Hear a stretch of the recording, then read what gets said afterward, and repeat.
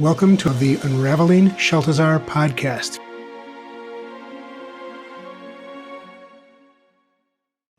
Hello, Jeffrey. Welcome to today's podcast.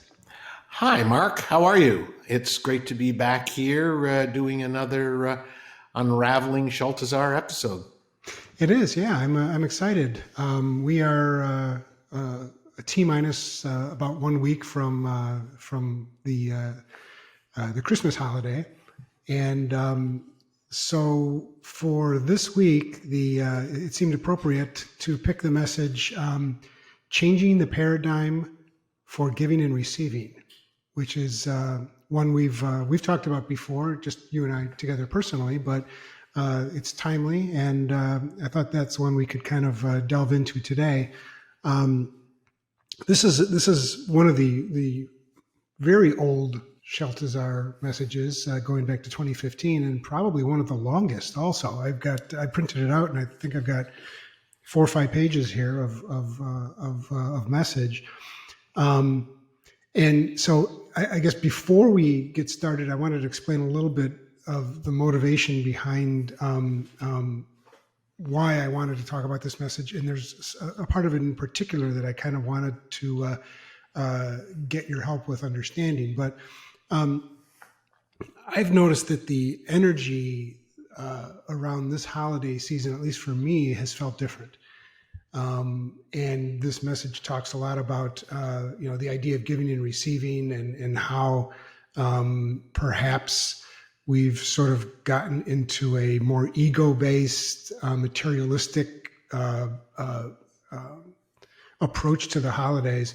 And for me, this holidays felt a little different. It's felt a little bit lighter, a little bit less materialistic. There's always been that sense of obligation where you feel like you've got certain people that you've got on your list, and you've got to make sure you get them their socks and their gloves and their hats. And this year feels more like I feel more in tune to the people around me and who they are and what makes them happy, versus maybe just trying to cross them off of a list and have a gift in their stocking, I guess, on Christmas. So the part of the message that kind of intrigued me this time, and again, we've talked about this before, where the messages, you can go back to them and they have different meanings, and you have different reactions to them.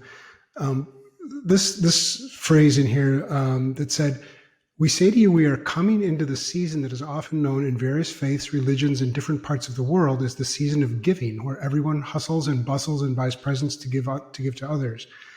And if you have noticed over the years that giving has become more materialistic, the giving has become more ego-based." And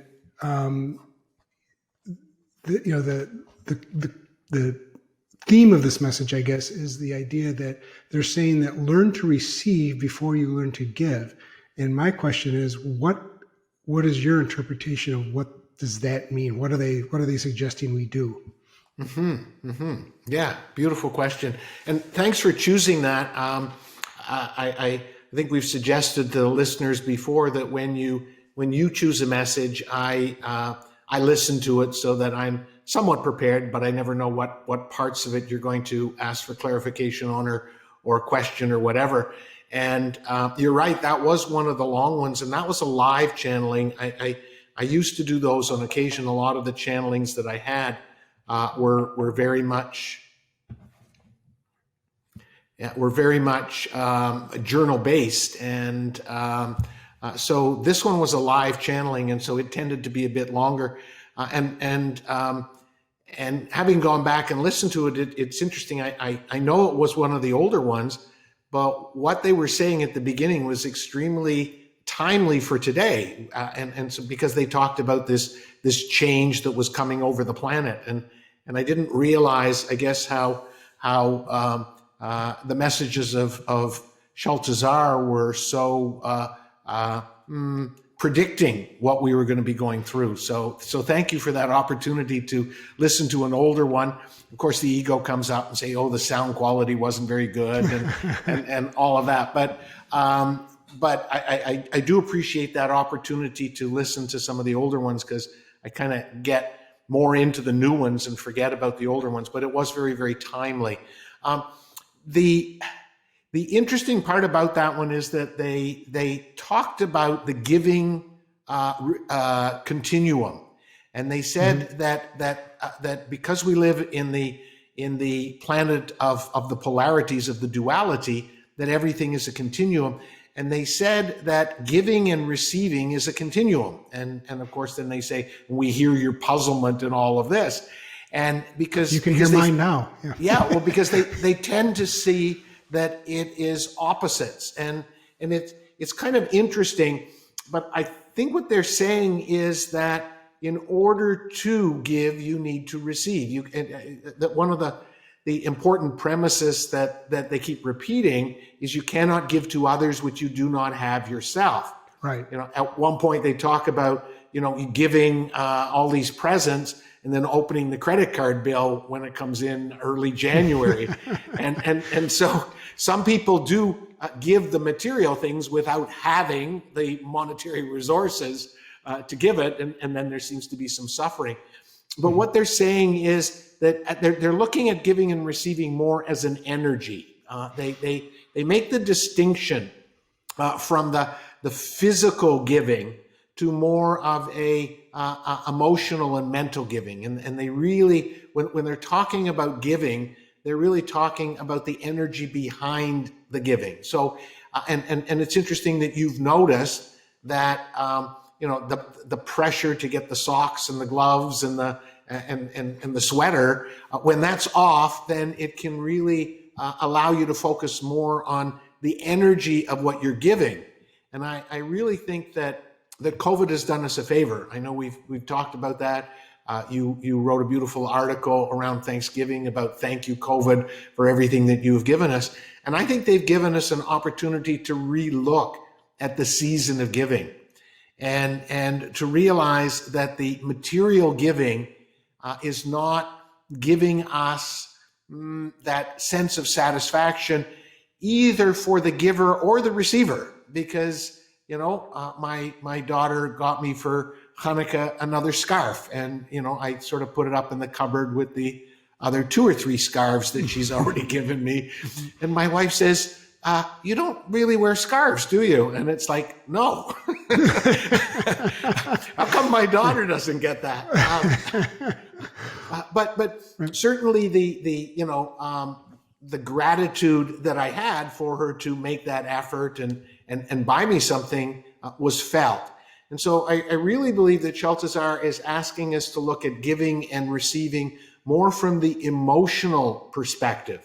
And so when they say that you cannot give to others what you do not have yourself, if your love tank is low, if your love tank is dry, if you're frustrated, depressed, it's going to really be hard to give to someone else love, to be able to give from a place of love. And I think that COVID is giving us the opportunity to redefine the holidays, that it doesn't have to be about the materialism.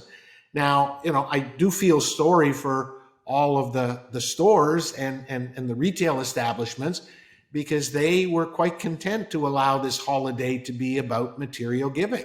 I mean, I was kind of astounded when I came to realize that Black Friday, which is the Friday after Thanksgiving that you guys celebrate in the United States, where it got its name.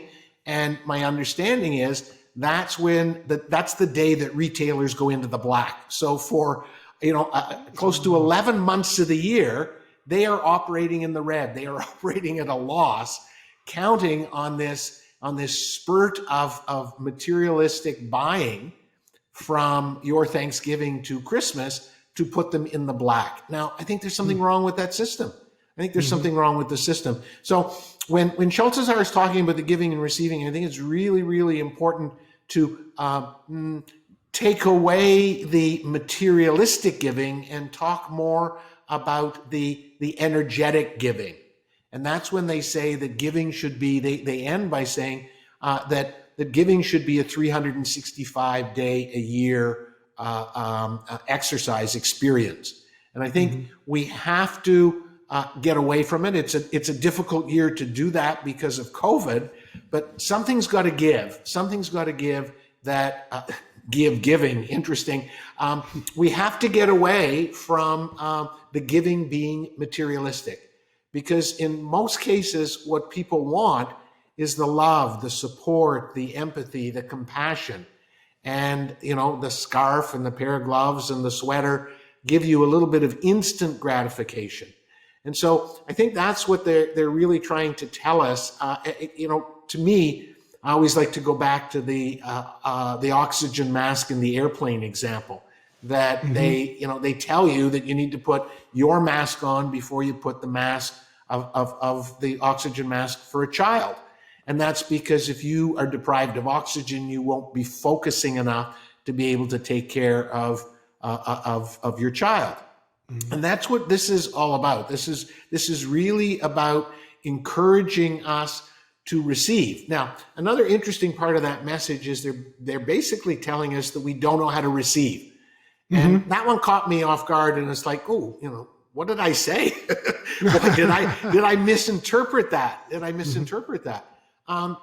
But it's interesting. I don't know about you. We're of similar vintage, but how well do you receive compliments when they're given to you? Well, until I met you, I didn't receive them well at all. You kind of pointed that out to me, that I had a tendency to push them away or to deflect them instead of just saying thank you. Right. Right. Which is, and so that's what I think they're talking about in that receiving. So you receive the gift, and there it is, you open it and you pretend to appreciate that scarf, and oh, isn't it gorgeous? It's too wide, it's too long. It's like, I'm not going to wear it. Right. And I do hope my daughter's not listening to this, but she doesn't usually listen to these, so I think I'm off the hook. Okay. And for fear that when we get that present at Christmas time, that we that it shows on our face that there's a little disappointment, right? And so what Shaltazar is saying is that we really don't know how to receive. We really don't know how to receive. And they go a little bit beyond that, saying, how can you accept the love that is being sent to you from the higher realms if you do not know how to properly receive? And that saying, it's better to give than to receive. I was raised on that. And so I was a great giver and not a very good receiver. And when I went on my journey of self-discovery, I realized that the giving was mainly from obligation and responsibility, not from a full heart. And as I opened myself up to receiving, I came to realize that my giving was different, that it didn't really matter what I bought that person. When I gave to another, I gave from a place of love and respect and gratitude and abundance. And I find that those gifts are received so much better than something expensive. And, as a matter of fact, when I give my kids money, it's sort of like it's coming to them kind of thing. So, and when I give them an act of kindness or a compliment or tell them how proud I am of them, they tend to respond, like it was a check for $1 million. And so I believe that in this message, Shaltazar is asking us to go within and start thinking a little bit deeper about this giving and receiving and what it's all about. And it's not just material. It's not just giving out of obligation. A couple stories I'll share with you in terms of receiving. I remember a number of years ago when I was doing one of my websites, and of course the marketers tell you that you're supposed to collect testimonials. And so I would collect testimonials and I would upload them onto my website. And I remember this one time where I got, a really nice testimonial, and it's like, oh, that's nice, good, I'm going to put it up on the website. And I go to put it up on the website, and I start reading the testimonials that were already there. And it was really interesting, although they were really complimentary, I guess I was in a place of not being open to receiving, and thoughts of, oh, they just said that to be nice, and that's what people do, and they probably didn't really mean it. And that was it. I posted the new website or the new testimonial and just let it go. A few weeks later, I received another testimonial and went through the same routine of posting it. I reread the exact same testimonials again that I had read a few weeks earlier, and it brought a tear to my eye. And that made me realize that there's a certain energy that you have to be in to fully receive. And if you're not in that energy, okay, then you're not fully receiving. So when Shaltazar is saying we really don't know how to receive, a lot of people would take that very literally and say, well, give me the present, give me the check, I'll show you I know how to receive. Right. But that's not true. That's not true. And the other example I want to give is from the giving side. I remember once when I was living in Ottawa, and it was the first time that I had a pedicure, and I actually had a pedicure that day, and I was feeling amazing. And then later that day, I had a massage, and it was like, whoa, what a pampering day this is. And when I finished that massage, I felt so amazing. There's a place in Ottawa called the Market, which is sort of like a farmer's market, and they got all kinds of, fruits, vegetables, flowers.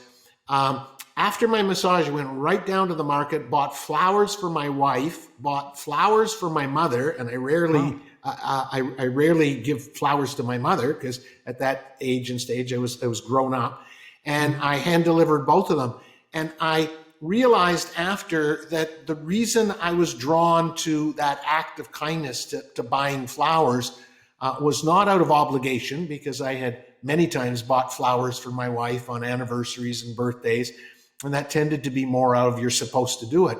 But that day I was so full of gratitude because I had pampered myself that it was just so natural for me to shower that gratitude on my mother and my wife in the act of giving flowers. How interesting. I had a conversation with one of my kids on on a similar track, where this idea of self-love and putting yourself first is, as you said, I was raised the same way. Giving was more important than receiving, and putting yourself first was greedy and egotistical and self-centered and selfish, and it was something that you never did or you tried to avoid. But there's a line in there somewhere, which this message, based on your explanation, sounds like it's trying to get to, where you kind of have to be willing to take care of yourself first and love yourself first before you can actually open yourself to receiving love and giving love to others. Am I getting that? You got it. Absolutely. Okay. Which is why they call it the giving receiving continuum, which of course is very puzzling, right? Because they seem to be opposites. But what they're saying is that there's a relationship that you can't give, and I'll use the word properly, but I don't think I'm using the right word. You're the articulate guy, but giving in a way that is the way giving should be, unless you receive. They're really talking about it as this energetic continuum of taking care of yourself so that your giving is more selfless. Often our giving is kind of selfish. If I give you an expensive present, then maybe you'll give me an expensive present back. That kind of thing. And what's really interesting in this is they're kind of vague a little bit about it, because I really think they want us to do our own personal reflection and thinking about what this giving and receiving is all about. To sort of, and that's why I titled it changing. It was around changing the paradigm, because we do have a paradigm about this giving and receiving, and I think they're suggesting that we break that paradigm open. And you and I have talked about it before, that in this great potential for change, this energy that we're in, we need to break down some paradigms. We need to break down some foundational beliefs. And I think in the giving receiving, it's one area where we have to break down the beliefs. And like I say, at the end, they leave us with that giving, receiving should not be in the season of giving. It should be 365 days a year. So there's so much debate, there's so much conversation, there's so much introspection that we can have about this, that I think it's kind of a very interesting message, because they're not clobbering us over the head with the teaching. They're kind of inviting us into this this discussion about something that has been around forever and ever, and that is giving and receiving. You know, it's so fascinating. You were bang on with what you said. In my coaching, I often ask people to repeat the phrase, "I am the most important person in my life." Mm-hmm. And you have no idea how difficult that is for people. They'll say it. Some of them can't get it out of their mouth. Some of them say it and immediately say, "Well, I don't really mean that." Okay. Mm-hmm. And what's interesting is, and I use the phrase, I choose the word life very knowingly, because I don't say I am the most important person in the world. I say I am the most important person in my life. Mm-hmm. So it's not an egotistical statement. It's very much, and think about it, you know, if you let go of that paradigm about selfishness, wouldn't you agree that you're the most important person in your life? Right. I think you have to be, don't you? Well, exactly. So how come so many people have difficulty saying that? Yeah. Well, you know, and I'm going to raise my hand. I did when you did that with me maybe a year ago or so, and I had a real hard time with that, and now I don't. So there's certainly something to it, and it's kind of liberating once you're able to actually be able to say that without those reservations, I think. Well, and so therefore you would be an example of someone who has got their giving receiving continuum back in alignment, right? I mean, because if what we're talking about is a year ago when we met, or a little bit longer than that, it's been a beautiful journey, and I do hope it continues. You were very typical of someone whose giving receiving continuum was out of balance, right? Mm-hmm. And the fact that you now can say that as easily as you do, that you realize, of course, I need to be the most important person in my life. You realize, of course, I need to be in the right energy if I'm going to give something to someone else. Of mm-hmm. course, I need to receive to fill up my tank, my love tank. So over this period of time, the wonderful work that you do on yourself is really paying off. And you are a perfect example of this message, because your life, and I'm sure if we had more time, we could have this discussion. Your life has changed tremendously because you've got your giving receiving continuum in balance. I like that. And I agree with you. That's a very clear and concise explanation of those feelings that I've been having with relation to this particular holiday season that I don't ever remember having before. So, and I just want to end by saying it's going to be difficult for you to let go of the paradigm and the traditions that the gift is more important than the feeling behind it. And mm-hmm. so kudos to you for beginning that. I do think that's where COVID is the gift to us. COVID is preventing some of those things that we have taken for granted in the past, that we have developed these paradigms that may not be in our highest good. And I encourage you to continue along the lines of that revelation that you had, that the energy of your giving is far more important than the object of your giving. I'm going to say that again. I'm going to ask the listeners to really try to absorb it, that the energy of your giving is far more important than the object of your giving. And I'm also going to say the corollary, which is, again, the other end of the pendulum, the energy of your receiving is far more important than the object that you receive. Very good. Very good. Well, I think we're out of time. I hope this was instructive and enlightening to people, because this is. I feel like I learned something just in our conversation, and I've read and listened to this message a couple times, and we've talked about it a couple times in the past, right. Over the past mm-hmm. couple of years. So I hope people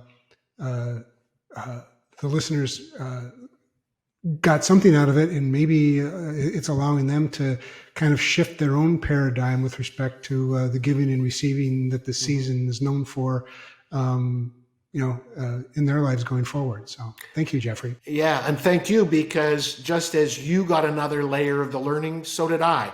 And so, when you chose that message, it's like, oh, that's an old one. I don't want to listen to that. And I am so appreciative of you choosing it, because it was a reminder. And then this conversation really entrenched that. And so I know that you have given me a gift by bringing up this subject, and I will be continuing to reflect over the next few days, weeks, as we move into the new year, this subject of giving and receiving. So thank you for giving me that gift. I receive it graciously. Oh, very good. You're welcome, and thank you. Excellent. So that's it for this episode. We'll come back to you. We've got the holidays in here, but we'll come back to you the next time with another interesting topic for Jeffrey to unravel. Until then, be well. Thank you all. Love and light. If you have any questions about the Master Teachings of Shaltazar, we invite you to submit them to Jeffrey at jeffreyeisen.com, and we will make your question the topic of a future episode.